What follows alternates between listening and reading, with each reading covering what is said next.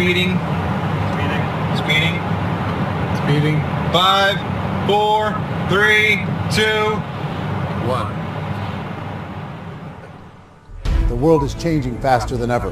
What used to take decades is now taking years or even months. What you see right now is the illusion that people have had for many decades about the workplace being this secure place to work the rest of your life. For the first time in the history of our nation, our children will not do as well as us. We've seen our friends get laid off. We've been laid off. We've had our pay cut. People are overworked and underpaid. They seem to have less time and less freedom.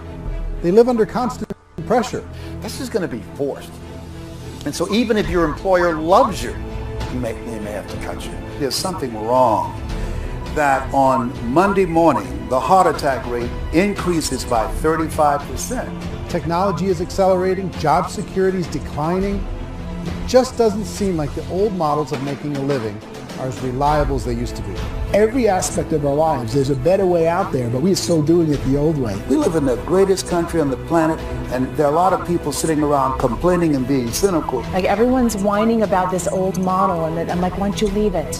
Look at all this over here. Look at all this opportunity. Since so much of our lives revolve around our work and the way we make our living, many people are thinking there just has to be a better way.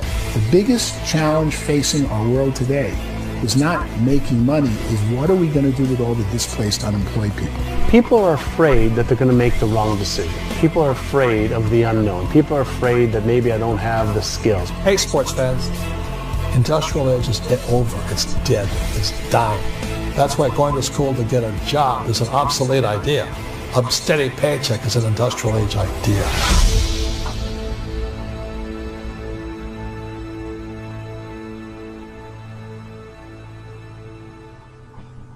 It's the search for answers that has brought us here together today.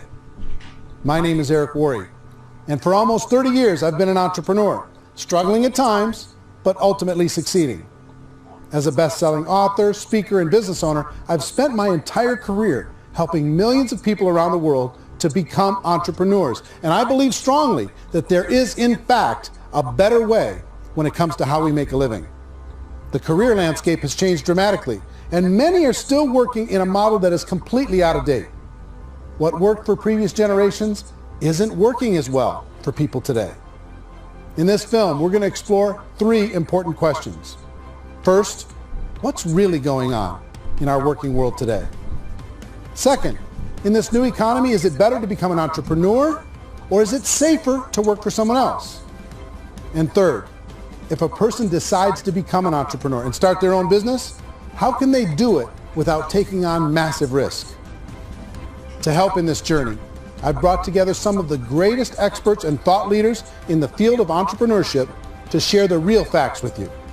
My intention is to give you new information that will allow you to make choices that are not limited by an old, outdated model.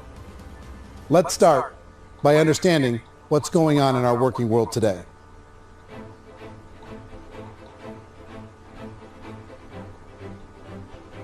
Let's look at unemployment. 30–40% of the people are honestly not working, but would be working.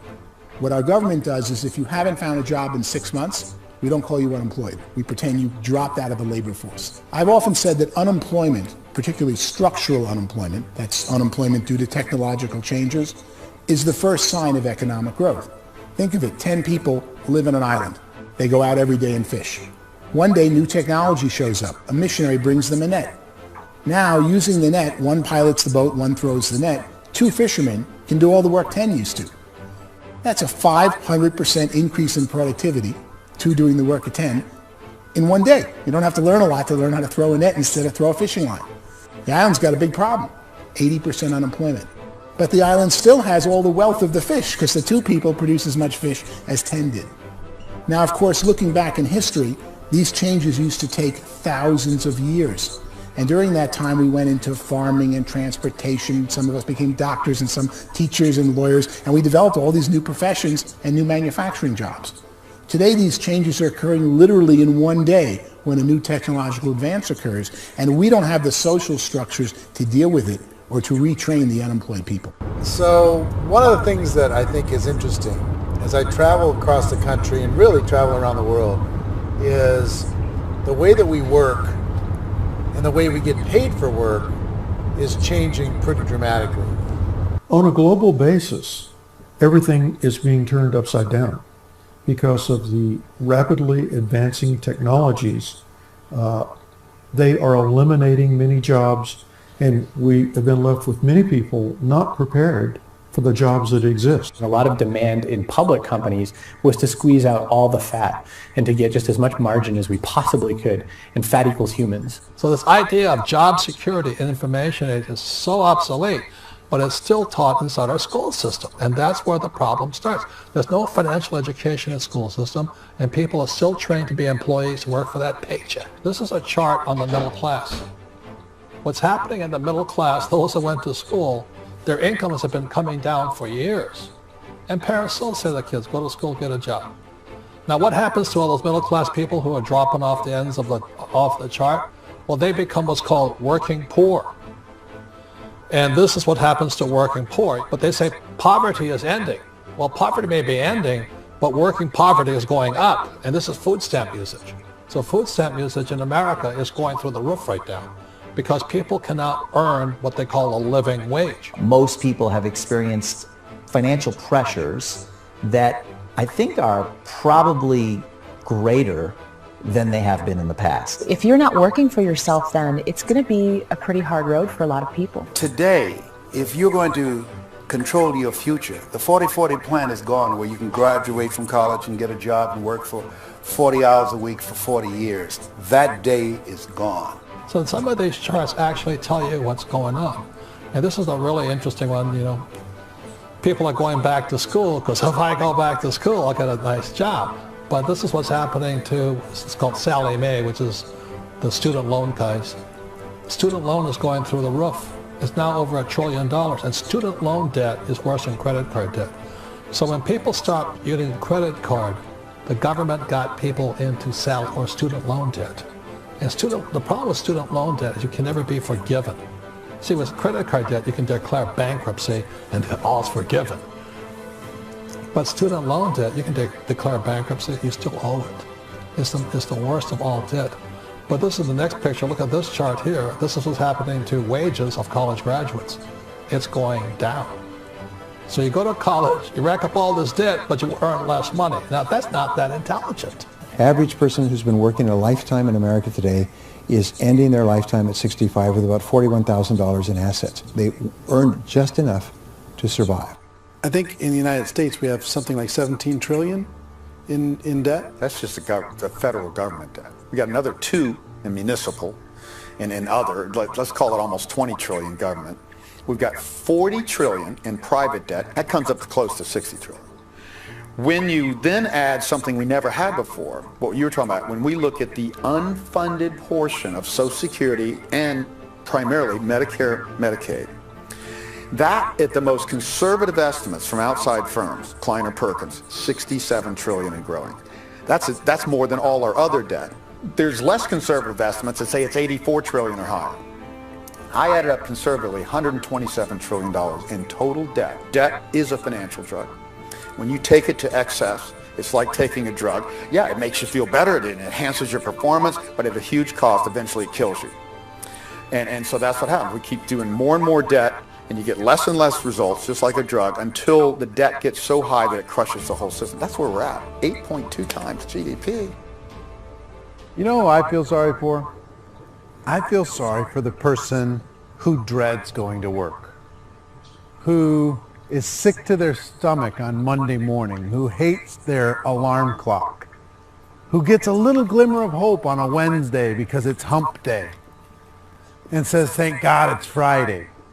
And they live for those 2 days a week where they get to be themselves and they don't have to be around people they don't like, and they don't have to play the political game in the office, and they don't have to live this half life. The person that works 50 weeks a year just to be able to have the 2 weeks for vacation. And you know what happens to most of them nowadays? They don't have a vacation. They have a staycation. They have time off of work, but they don't get to go where they want to go because they're overextended. They've got all this debt. They got all this situation. They hate their alarm clock. They can't sleep until they're done. They have to spend most of their life in traffic. I feel sorry for that group of people because there's a better way. They just don't know it. I see this really interesting attempt at rugged individuality in a 6x8 rectangle, and I feel like you're all the same except for the little push pins of the pictures. There's different pictures. Yours is named Jenny and his is named Sujara, but it's the same people. And this is how they are, and they're just like the zombies, and there's no joy in there, there's no fun. There's always like the wacky woman who decorates her cubicle, and that's the most she can do there. You got to give her credits, right? The wacky cubicle woman. The basis for their life is worry. I'm worried, you know, maybe I'll get fired. I'm worried maybe my company will go out of business. I'm worried I can't keep spinning the plates on paying the bills. I'm worried about how do I send my kids to college. I'm worried, what if the transmission in my car breaks? That's, you know, 2 or 3, I can't fix it. People live in a sea of worry, and it eats at them. Those signs that people held up during the Depression didn't say looking for gainful employment in a cubicle. It said looking for work. Work is what we're looking for. Job is just a unit of measurement. Work is what we're going after. It's time to look in the mirror and say, it's not the economy, it's my economy. It's my little world of where I am. I need to improve. I'm not going to wait for the economy to come back because, frankly, the economy is doing great in this country. So I'm here on Wall Street, the financial center of the universe, the financial capital of the world. This is where most people's money goes to at least be held for a time, right? With interest rates in banks being effectively zero, and many experts are predicting it's going to stay at zero for the next 10, 20, even 30 years, people feel like they don't have any choice but to put their future into equities, to put their future into the hands of other people on this stock market, and hope that the stock market goes up, hope that the stocks that their advisors pick or that they pick goes up. That's one way to go, I guess. It's my personal belief that if you put your future into the hands of yourself, in other words, you have earning power by yourself, I think you're a better investment than these guys. I think you controlling your future is a better option than handing over your retirement to these guys. The average household income in the United States is approximately $50,000 a year, what they call the middle class. To reach the top 25% of income earners, you need to earn at least $90,000 a year. To reach the top 10% would be a household income of $140,000, the top 5%, $190,000, and to be in the top 1%, you'd need a combined household income of at least $380,000 a year. So here's the question. What do you think would give you the best chance to move up and get to the top 10%, the top 5%, the top 1% and beyond? In my opinion, and in the opinion of many, many experts, the answer is to become an entrepreneur, to become your own boss. I think you have to be a business owner. I can't, the only time I ever say to someone it'd be great to be an employee is when they've already told me they've surrendered. I only tell people who are wounded spiritually that they should be an employee. And it's that feeling that you get when you pick up the backpack off the little Cub Scout and say, don't worry, little guy, we'll get you back to the camp. You know, it is in no way a kindness when I tell someone they'd be a great employee. The other status symbol really increasingly is lifestyle. People can own their own business, maybe even work out of their house. That, I tell you, people admire that. Like, gosh, I wish I could do that. The spirit of the entrepreneur is to be a risk taker and to be resourceful and unstoppable and to have a vision of yourself beyond where you are and not willing to settle for life as it is. Think about the great entrepreneurs. They're visionary. They have heart. They're willing to do today what others won't so they can do tomorrow what others can't. Personally, I don't think of the new economy, the old economy. I create my own economy. The entrepreneur's in control. I decide what the economy is going to be like. In the world of entrepreneurship, there are no limits. you can make as much as you want, depending on how much you want to work and how smart you are and how great a team you put together. There's no more lifetime rewarding business than being an entrepreneur. Why in America, where anyone could be anything, would people want to give up their freedom and become effectively a modern-day slave, told shut up and be here every morning at 7:30, leave at 5:30, and do what I tell you? If people decide to become an entrepreneur and work for themselves, they have some traditional options, but they're riskier than you might think. Any kind of a retail business, retail build-outs, is extremely expensive.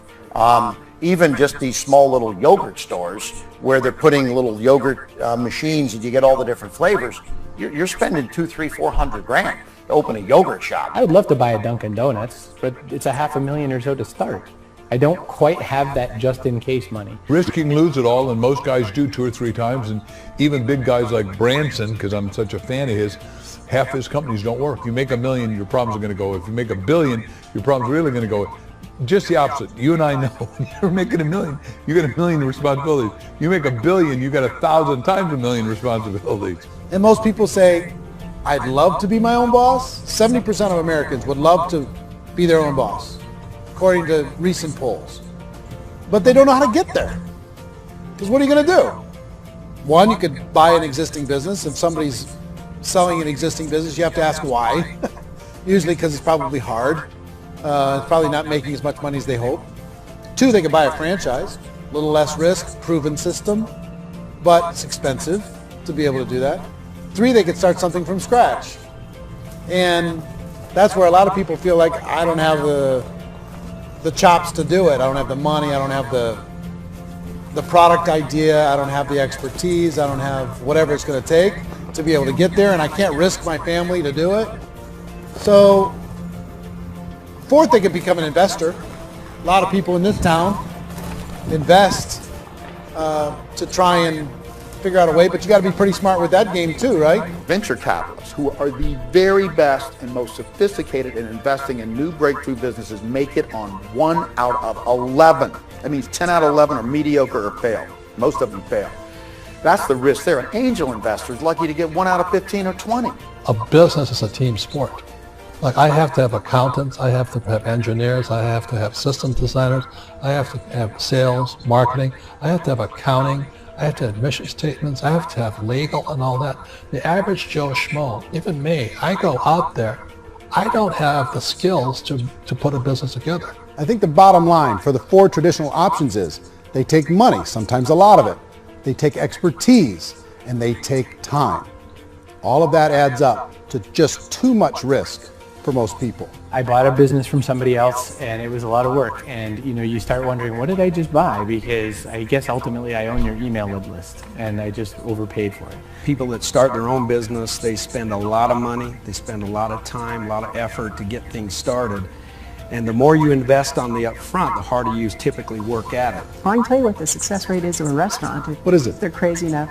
About 90% of them fail. About 90%, in how quickly? Year less. Wow. And if we're talking non-franchise, we're talking franchise, Sure. that's totally different. Yeah. But our students aren't getting franchise restaurants. You got to invest the big money. Exactly. And with someone like McDonald's, you've had to work with the company for a long period of time, really know the To even have a chance of investing $1 million. have a chance, and it's a slim chance. What if there was a way that you had all the proven aspects, the comfort aspects, and you could still control your own life? What if there was both? In other words, you didn't have to create everything from scratch. You didn't have to be a super leader. All you had to do, what if there was a proven product already? You didn't have to create the product. And there's a proven system already, proven training already. Everything except an employer. That was the only thing that you didn't have. Do you think more people would be open to working for themselves in that environment?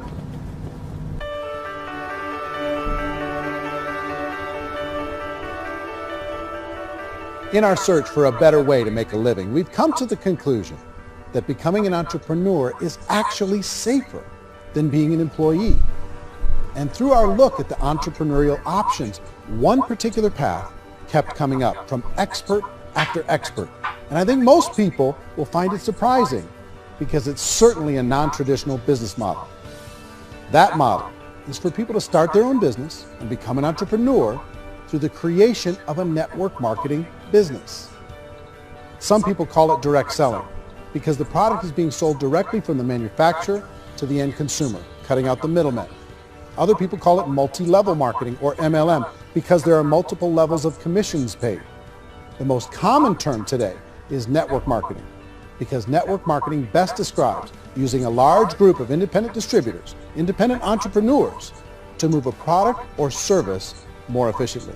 So my friend here, Donald Trump, and I, we always write about the network marketing industry. And the reason we support the network marketing industry is because it really is a business school for entrepreneurs. Because most people come out of school looking for a paycheck. Oh, that's terrible. I went to network marketing like that. I think if it didn't exist, we should invent it. It is that good. I think direct selling is a great way to do business today. It's very easy to get into that industry, and you can be self-employed, be in effect an entrepreneur. When we see multi-billionaires adding network marketing companies to their portfolio of companies, that would be a clue. When we see people who are very famous authors and very famous business people endorsing the industry, that would be a clue. These network marketing companies aren't $50 million companies. They're billions and billions of dollars. They lead the stock market. They're major companies. When we're going to get it? You know, and you're going to school to work for a paycheck, but if you want to be rich, be an entrepreneur. And network marketing gives you the spirit to be an entrepreneur. A traditional company will spend up to 50% of their total revenue on marketing. Network marketing companies use a different approach. Instead of having all that extensive marketing expense, they utilize a network of independent distributors to do the marketing for them. Now, why do they do this? First, because word-of-mouth advertising is so much more effective today than traditional media advertising. Second, some products need to be explained or demonstrated, and an independent salesperson can do that more effectively than an ad campaign. Third, it's completely efficient. The company only pays for the marketing of their product if a sale happens and not before. Imagine if Amazon allowed you to become an independent distributor and paid out 40% of its revenue to that distributor group. All you had to do as a distributor was recommend a product, and if a person bought it on Amazon, Amazon would take care of all the logistics, and you'd get paid for bringing the customer. Now imagine you got paid for every purchase that customer made for the rest of their lives. Well, Amazon doesn't offer this option, but network marketing companies do. 85% of all buying decisions in our society are made as a result of word of mouth or reputation. We're recommending things to each other all the time. You know, who's your dentist? Who's your doctor? Who's your lawyer? What detergent, are you using? What legal system are you using? What product are you using? We're talking to each other about the things that we love anyway. When you go into a big box retailer, you're lucky if the clerk looks you in the eye, much less gives you any detailed or accurate information about what you're purchasing. So of course, this personal information, this education coming from a friend, a neighbor, a relative, or even a stranger, but one who has experience with the product is extraordinarily valuable. As a matter of fact, network marketing can educate consumers probably better than any other form of marketing. It certainly can do better than advertising, because advertising usually has a certain hype to it, and you can only get limited information. So, network marketing trumps advertising. If you were a typical sales company and you wanted to sell $1 million a month worth of product, you might go find 100 superstar salespeople. The quota would be $10,000 a month. So network marketing as a distribution system just flips the numbers. So we use 10,000 happy, raving fans of a particular product, and we don't concern ourselves so much with how much product each one of them individually sells. If they sell just $100 or $200 a month, and there's 10,000 of them, you're selling $1 million to $2 million a month worth of product. And that's the best way I can explain how network marketing works. This is the marketing arm of the company. There's not money being wasted on bricks and mortar. There's not money being wasted on inventory that's sitting stagnant somewhere. There's not of employees standing around that don't have customers. These are people that are going to connect with customers. These companies allow people to become independent distributors for extremely low cost and with no minimum time or sales quota. Essentially, they own their own business and can provide as much or as little sales as they choose. In other words, the distributor gets all the benefits of traditional business ownership without the risk. The advantage of network marketing is the ease of entry, the low risk, and the low startup cost, because almost everything else has very high risk. You can get in for a minimal investment. You're buying into a system that's already been proven, products or services that have been proven to work. The keys to network marketing is providing an opportunity for the masses to get involved, providing an opportunity for the average person who doesn't have the resources to start their own business. All of this so far is fairly straightforward, but network marketing offers another benefit, and it's this benefit that makes it so interesting for entrepreneurs. Network marketing allows a distributor to build their own network of other distributors and then compensates them on the sales created by that entire group. Direct selling is, at its base, very simple. It's the sale of a product or service to an individual on a face-to-face, one-on-one basis, just the way we're talking right now. But there's an important element as well, and that's the offering in conjunction with that sale of product, the offering of an opportunity for someone to make something of themselves. No matter what your social status is, no matter what language that you speak, I mean, look how many unbelievable people are becoming successful that speak every kind of language out there. What an awesome gift to give the world. Instead of having to work your way up in a system and prove that you could be a sales manager, they just decided everybody can be a sales manager. Everybody gets to build a sales team from day one.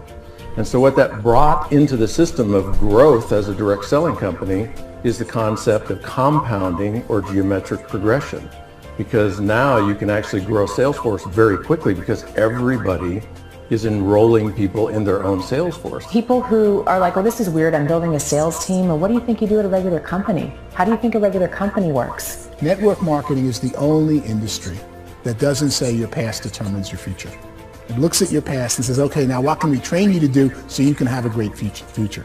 Every other employer out there wants to exploit you for what you already know, not teach you something new. Network marketing has the potential to save the United States and the world because it's going to teach people not to be employees, but to be entrepreneurs.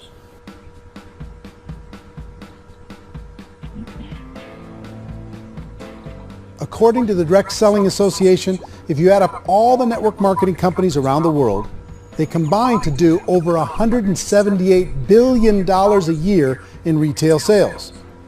To give you an idea of how big that really is, the NFL, the National Football League, does approximately $9 billion a year. The music industry does a little more than $16 billion a year, and the movie industry does about $80 billion a year. Using a conservative average, network marketing companies pay their distributors about 40% of that $178 billion in the form of commissions, which adds up to more than $71 billion a year. That's almost $6 billion a month. It's almost $200 million in commissions every single day. So it's certainly working, and people are making serious money in network marketing. With the growth of the direct selling industry over the last 10, 15, 20 years, we've seen a broader understanding of the channel. We have seen more and more people getting involved in the business, so our penetration in the marketplace has increased, and thus the understanding in the marketplace of who we are has increased. And we've seen non-direct selling companies look at the direct selling model and say, something's going on there. People are making money. Companies are being profitable, individuals are being motivated, product is being delivered to market. Maybe we should explore this. Some people think only the people at the top make money. Well, let's take a look at that as well. In the network marketing profession, there are roughly 500 people in the world who earn over $1 million a year. If you round that number up to $2 million a year, that adds up to about $1 billion a year. That takes the $71 billion paid out each year down to $70 billion. So where does the rest of the money go? The vast majority goes to part-time people making anywhere from a few $100s a month to many thousands of dollars a month. It goes to people who choose to make it a full-time career move and earning even more than that. Every day, people are using the money they earn through network marketing to pay off debt, have more fun, and improve the quality of their lives. Everyone I know in network marketing has been doing that since the 50s. They go to work when they want to go to work. They stop working when they want to take time with their children to have a leisurely breakfast and discuss issues and driving to school. They go back to work when they get home, wherever they're working out of. The biggest thing that I've seen is people that have become much happier in their life. MLM has probably made more millionaires of more people in more countries, and I've spoken to them in 67 countries than any other single form of business, starting from nothing. If they have a choice between working a job for the next 10 years or working a network marketing business for the next 10 years, the result of working the network marketing business will be better. A lot of people within the industry go on and make this a career and do extremely well at it. Network marketing has been nothing but good for everyone I know that's been involved with it because they did it seriously and they played full out and they've been very successful. It's been a constant barrage of success stories and people showing off stuff that they got as a result of it. How many people are involved? Approximately 16 million Americans and 96 million people around the world are currently participating in network marketing. And in a recent poll, 82% of those people report a good, very good, or excellent experience with network marketing. So people are happy.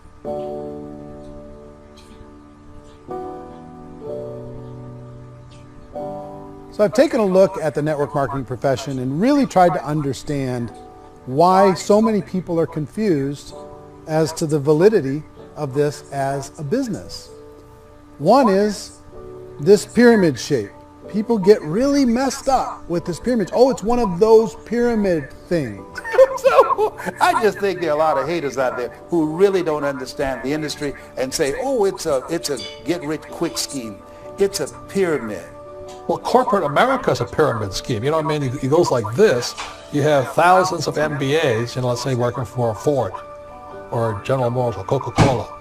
If all these MBAs are all trying to get to here, that's a pyramid. Only one guy's going to make it. Every 10 years, one's going to make it. Whereas you look at network marketing, it's like this. So you're here, and your job is to develop other CEOs coming up behind you. So it's an inverse pyramid. In network marketing, it's a very simple concept. If you sell product, you get paid. It is paid based on production. There is no first mover's advantage. There is no investment component where the more somebody spends, the more they're entitled to make. So the two are polar opposites of each other. It doesn't matter what shape the company is or the compensation plan is shaped, whether it's a circle or a pyramid or a triangle or a trapezoid, it doesn't matter. If compensation is coming primarily from recruitment, then you've got a problem. On the other hand, if an operation is basing their compensation to participants on the basis of sales, even when those sales are generated by people you've recruited, well, then you're a perfectly legitimate enterprise. That's the legal test. It's the practical test. Another issue that's been true in the past that is no longer true now is people used to be in network marketing loaded up with products that they couldn't sell and they ended up a loser. They ended up with a bunch of product in their garage, they ended up with a bunch of products sitting in their kitchen shelves or whatever, and they thought they could sell it and then they weren't willing to or able to sell it and they ended up with a bunch of stuff and they were bitter about it. There was this thing called front loading where you had to buy if you bought $25,000 worth of product, you got better commissions and all this. Today, it's almost all done by computer. It's direct mail comes from a warehouse somewhere else. You don't have to have all this inventory. You don't have to stock up. It's a paperless world now. Most of it's done online. You have a back office. It really works. And I mean, the technology has changed everything. Third issue is people start talking about 99% of people in network marketing don't make any money. Well, we've talked about that over the course of this journey together. Almost $200 million a day is being paid out to network marketing distributors around the world. The naysayers, the people who say that it doesn't work, are usually the ones who just don't know how to make it work for themselves. And so they're giving you an opinion, and I tell people don't confuse people's opinions with expertise, because opinions are free. And don't confuse sincerity with the truth, because people can be sincerely wrong. But here's the reality inside of network marketing. The vast majority of people that get involved in network marketing just become customers, and they get involved to be able to purchase product at a lower price. If you take Costco as an example, if a person goes into Costco and gets a membership to Costco so they can get a lower price on the product, we don't call that person a loser because they have a bunch of product that they walked out with with a smile on their face. Yet when some people want to take a look at network marketing, they say, well, those people, they're just using the product and they aren't earning an income, so they must be a loser. They're not a loser, they're a happy customer. That's the vast majority of people that are involved in network marketing. Now, a smaller percentage of those people decide to go build a business. They earn $300 a month, $500 a month, $1,000, $2,000. That's the bulk of earnings in network marketing. And then there's the few that really decide to take it serious, really decide to build a large network, really work to make that network very, very productive. And those people make huge amounts of money and there's no cap. What I do as an outside economist, just somebody looking at this industry like any other industry I speak and say, look, what's the realities of this? 1% do incredibly well. 10% generate some additional income at pretty low risk and effort. That's not, and 90% of people roughly end up customers. One thing that I think is real when it comes to people's perceptions about network marketing is people put this, and distributors, I think, involved in network marketing have some responsibility for this. They have sometimes unrealistic claims about the product or about the income. Most people who become distributors, they want the money, they want to be successful, but they don't have the skills. They don't know what to do. And when people don't know what to do and they're in a new business, they're scared. And when they're scared, panic and desperation kind of sets in. So they think everyone they talk to has to get in.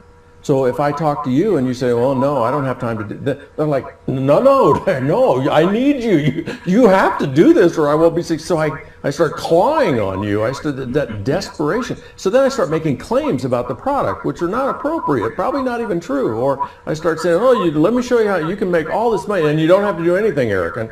And so you just totally misrepresent the opportunity, and you're clinging with people because you think you need everybody to be successful, and you don't. You know, one of the messages that I try to deliver most forcefully to companies as well as salespeople in direct selling is that you don't have to overpromise. The reality is in network marketing, there's a lot of hard work involved. There's a lot of effort. You're going to have to develop yourself. It's a business like anything else. It's going to take some time, but in my opinion, it's better.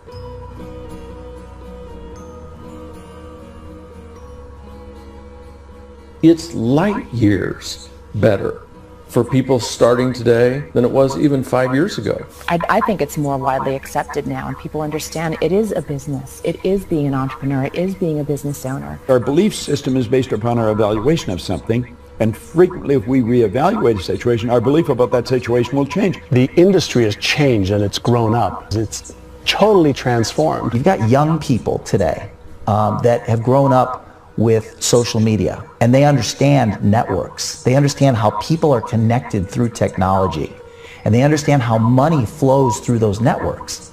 So when they see network marketing, they don't see it the way their parents saw it. And we've all learned, the larger industry that you represent, has all learned from the mistakes and flaws and errors that have happened early on. Early algorithms didn't work the right way. That's all fixed. It's like when they design a computer program, they design the program, then they run it, and then they go back through and they debug it. The MLM industry has been debugged. This is the day of being virtual, being able to run a business from your mobile phone. I mean, it's incredible. Companies are getting smarter. They're implementing more consumer protections. They're implementing more compliance training. They're doing more with respect to product research. If you do get involved and you make purchases of inventory, even on a voluntary basis, if you decide that this business is not for you, you can leave and have that inventory repurchased by the company. There's no other business that offers that kind of protection on a voluntary, self-regulatory basis. Hey, Kim. If you decide to look further into a network marketing business in order to generate more cash flow for your family, I would recommend reviewing the following 4 elements. First is the product or service. Now, on the product or service, I would ask 5 important questions. 1, do you like it? Is it something you would feel comfortable sharing with others? 2, is there a recognized need in the marketplace? It's hard to create a need if one isn't naturally there. Third, Does the product meet that need? Does it solve a legitimate problem for consumers? And fourth, is it priced to sell? Can it compete in the marketplace? And fifth, is it priced for profit? Is there enough margin for the company and the distributor to be able to generate income for the long term? If you can answer the questions on the product to your satisfaction, the next element to consider is the company itself. Is it well run?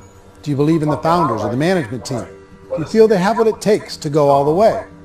See, it doesn't matter how good the product is if the management can't take care of the company. Good management can change with the times. They can handle adversity. They can make good decisions. Make sure you choose a company that can serve you for a long time. The third element to consider is the compensation plan. And with that, there are three important things to look at. First, a brand new person needs to be able to generate some money fairly quickly. It may be an obvious reason, but you can probably imagine the ripple effect of a distributor getting involved and having even a small victory fast. That can only help with the overall success of the organization.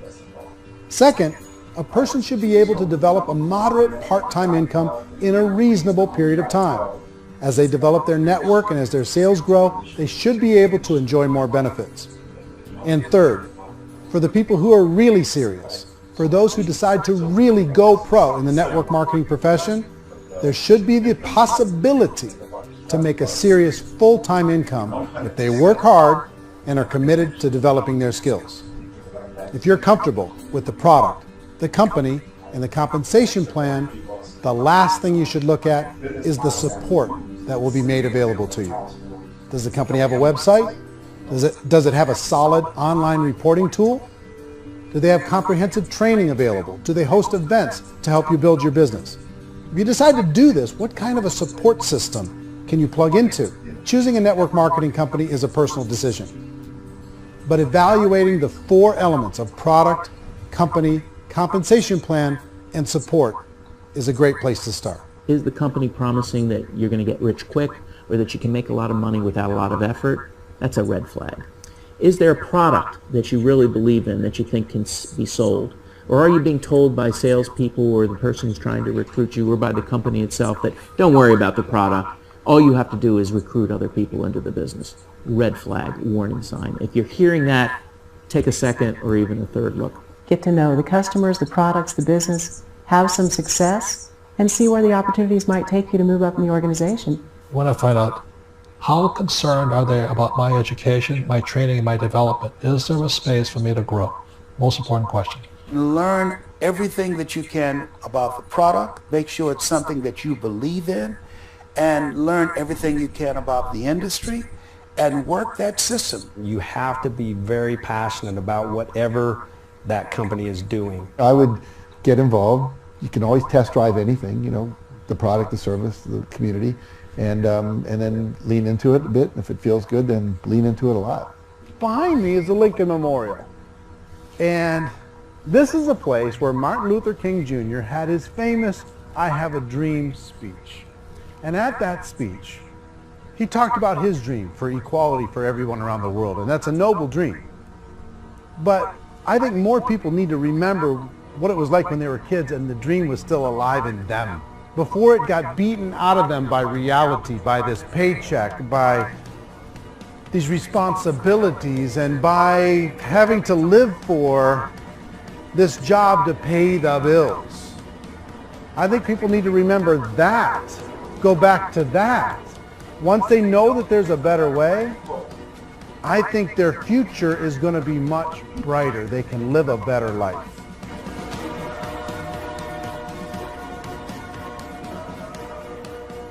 So if you're considering getting involved in a network marketing company, let me offer you just a few pieces of advice.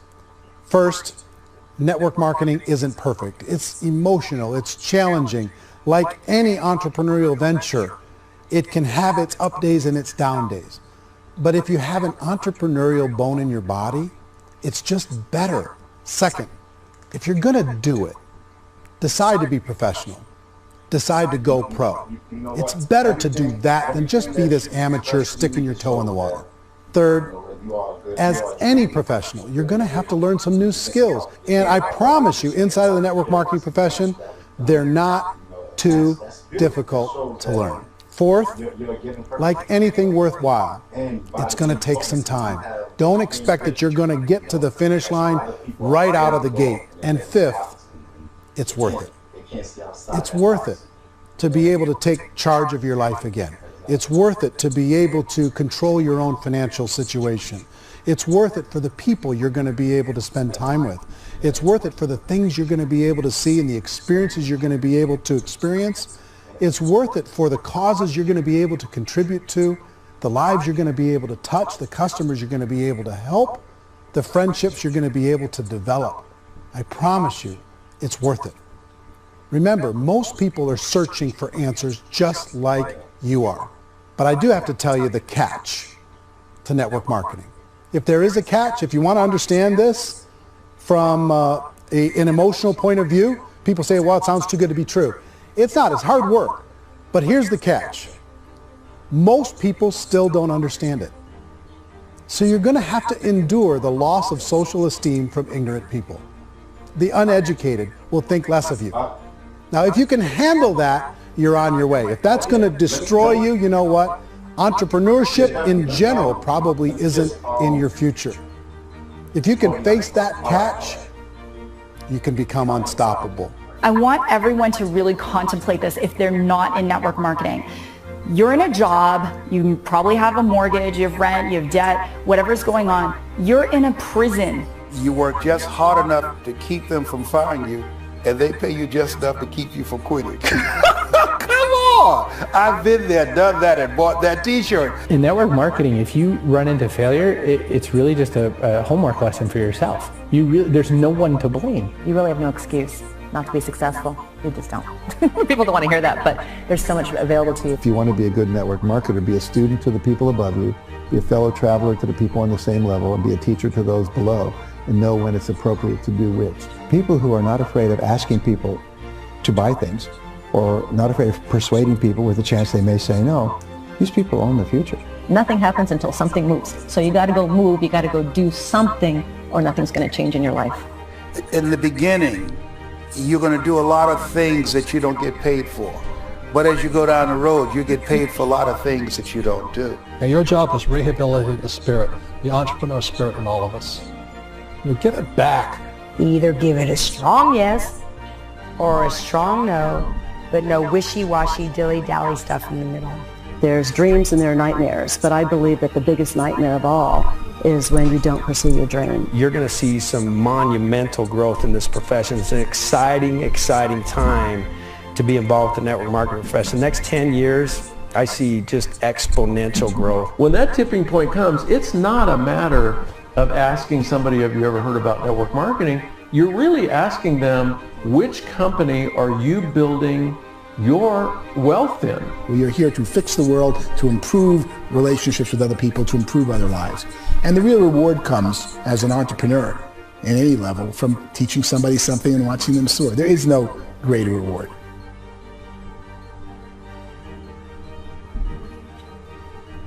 Life's too short to spend it living someone else's dream instead of your own. It's too short to spend it living at a fraction of your potential.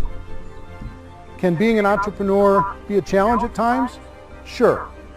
But here's what you get in exchange. It can be yours.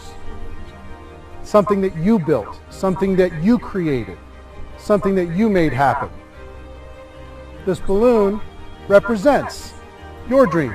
It represents entrepreneurship. My wish for all of you is that you would reach out and grab it. The choice is up to you.